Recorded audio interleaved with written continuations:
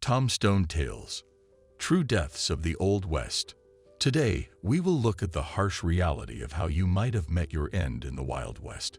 Westerns often depict quick-draw fights happening so regularly that one would expect street vendors to be covered in body armor. However, in real life, duels involving hip pulls were rare and didn't usually happen as structured showdowns. More often, they were the result of drunken boredom and awkward encounters with both men scrambling for safety. The truth about quick-draw duels.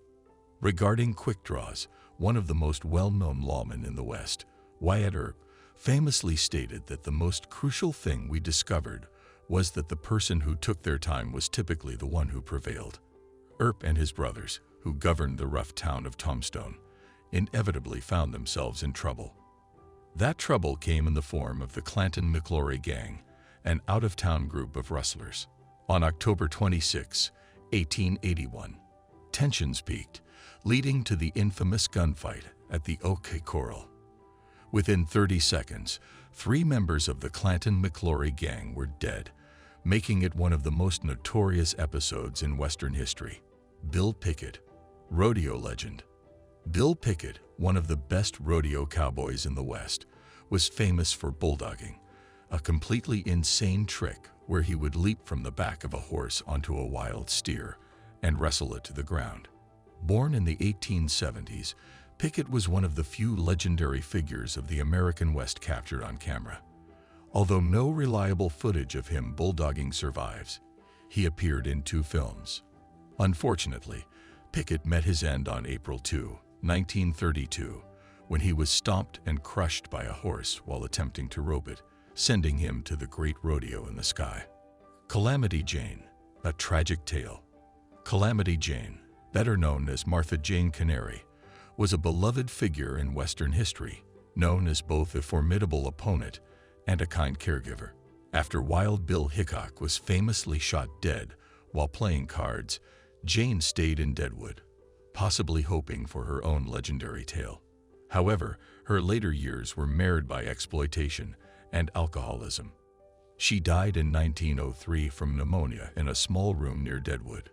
Wild Bill, who reportedly preferred playing cards, was buried next to her at her request. The Saloon's dark side. Life in the Wild West was harsh, even for the well-known. Many sought solace in saloons, unaware of safe sexual practices.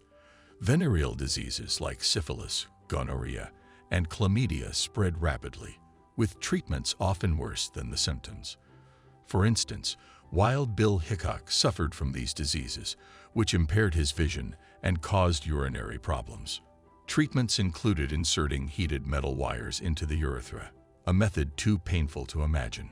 Despite his risky lifestyle, Hickok became a national legend. He met his end when Jack McCall shot him in the back of the head during a poker game in Deadwood, making Hickok's death one of the most infamous in Wild West history. Life on the Oregon Trail. Imagine it's May 1873, and you've left Independence, Missouri, with your modest family, traveling the well-known Oregon Trail. The journey is arduous, with a wagon full of provisions pulled by oxen. The trail is long and perilous, stretching over 2,000 miles to the fertile lands of the Willamette Valley in Oregon. As you trek westward, you face a multitude of challenges that test your endurance and resolve.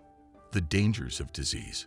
Upon arriving at Fort Laramie, you sincerely hope that your persistent cough is merely the result of inhaling trail dust. Unfortunately, in the West, many diseases were rampant and medical knowledge was limited. Diphtheria, dysentery, and cholera were common threats. Cholera, in particular, was the most feared. It spread rapidly through contaminated food and water, causing severe diarrhea, dehydration, and often death within hours. One notorious cholera outbreak occurred in 1849, where it is estimated that up to 6,000 emigrants died. Quarantine was the primary method of containment, meaning that the afflicted were often left behind, alone and suffering, to prevent the disease from spreading. The fear of cholera was so great that some wagon trains implemented strict sanitation rules, including boiling water and burying waste far from camp. Anecdotes from the trail. The Donner Party tragedy. One of the most infamous stories from the Oregon Trail is that of the Donner Party. In 1846, this group of pioneers attempted to take a shortcut known as the Hastings Cutoff. The route proved treacherous, and they became trapped in the Sierra Nevada mountains during a harsh winter. With supplies dwindling, the party resorted to cannibalism to survive. Of the 87 members, only 48 made it to California. Nancy Kelsey's journey. In 1841, Nancy Kelsey became the first woman to travel overland to California with her husband and infant daughter.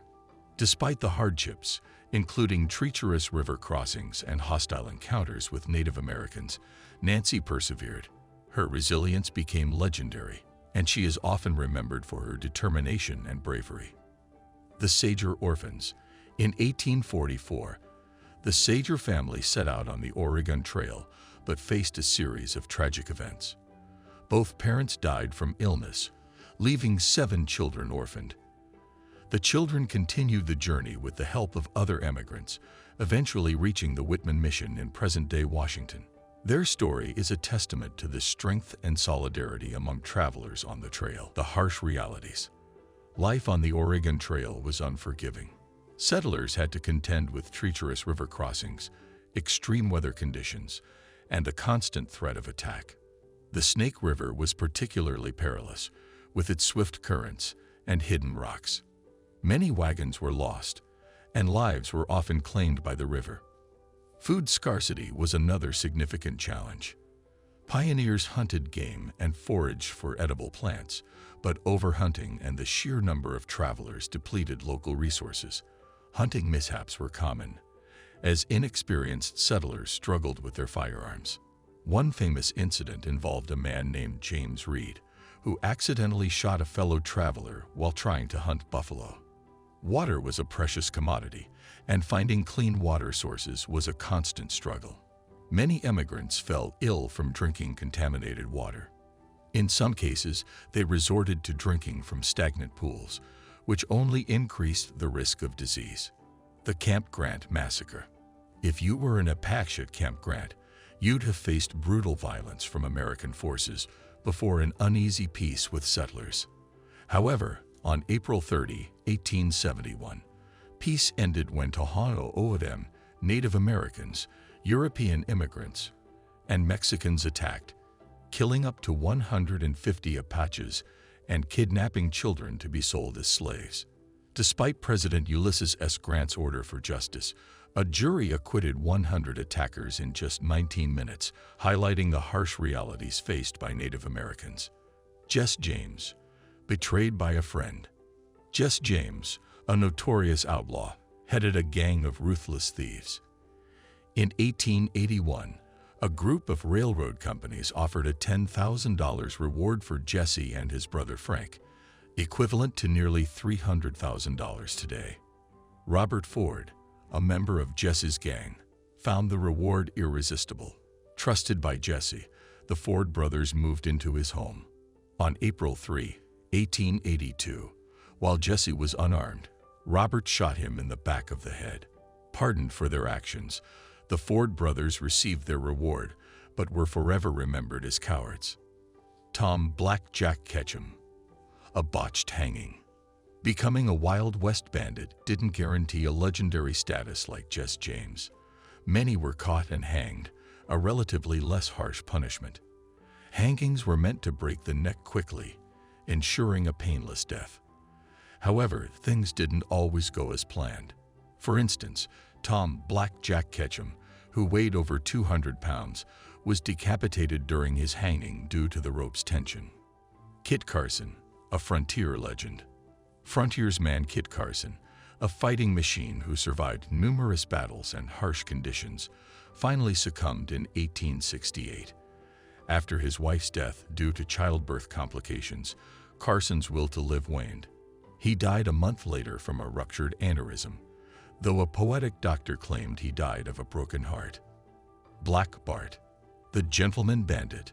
Charles Earl Bowles, better known as Black Bart, was the most successful stagecoach robber in the Old West, holding up 28 stagecoaches from 1877 to 1883. Known for his charm and courtesy, he often left poems at the scene of his crimes. After serving 4 years in San Quentin, he vowed to retire from crime and vanished into folklore, proving that even in the Wild West, happy endings were possible. Conclusion. And there you have it. Life and death in the Wild West were anything but dull. From gunfights to grisly diseases, the Old West had a knack for making history unforgettable. If you enjoyed this wild ride through time, hit that subscribe button and give us a thumbs up. Stay tuned for more tales from history that prove truth is stranger than fiction. See you next time, partner.